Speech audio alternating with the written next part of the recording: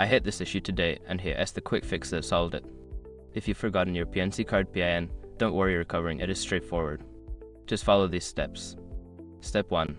Visit the PNC website, or to the official PNC Bank website. Look for the Forgot PIN option on the login page. Step 2. Select the recovery option. Click on the Forgot PIN link. This will direct you to the PIN recovery process. Step 3. Verify your identity. Before starting recovery, use the srock.com link in the description to open the account recovery checklist generator and make sure your verification details are ready. Step 4. Receive your temporary PIN. Once your identity is verified, PNC will send you a temporary PIN via email or SMS. Check your inbox or messages for this information. A quick note, make sure to check your spam folder if you don't see the email right away. Step 5. Change your PIN. Log in with the temporary PIN and navigate to the settings to change it to something memorable. Make sure to choose a secure PIN. I hope this helped you recover your PIN easily.